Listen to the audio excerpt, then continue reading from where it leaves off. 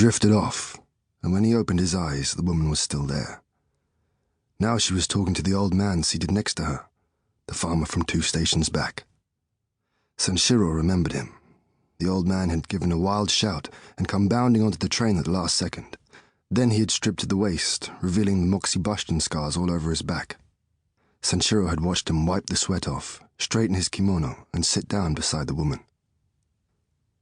Sanshiro and the woman had boarded this train in Kyoto, and she immediately caught his eye. She was very dark, almost black.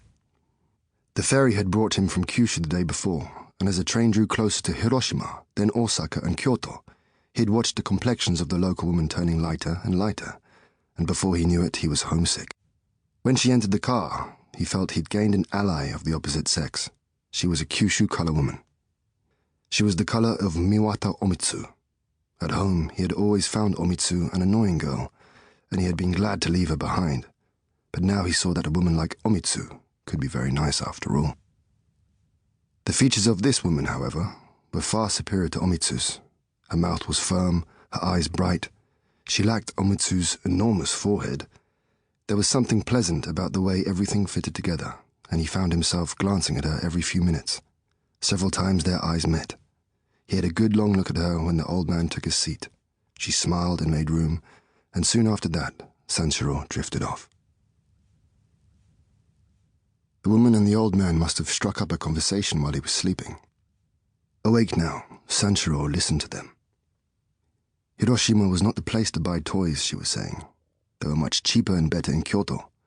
She had to make a brief stop in Kyoto in any case, and bought some toys near the Takuyakushi temple. She was happy for this long-delayed return to her native village where her children were staying, but she was concerned about having to live with her parents now that the money was no longer coming from her husband.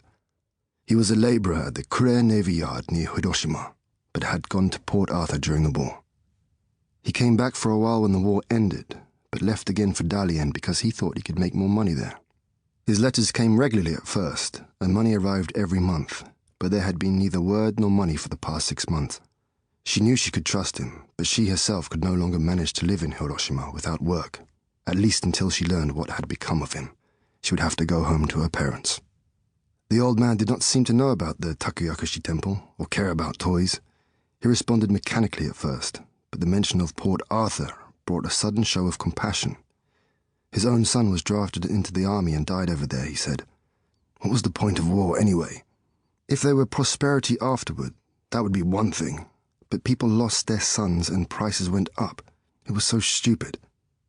When there was peace, men didn't have to go off to foreign countries to make money. It was all because of the war. In any case, he said, trying to comfort her, the most important thing was to have faith. Her husband was alive and working, and he would come home soon. At the next stop, the old man wished her well and stepped briskly from the car.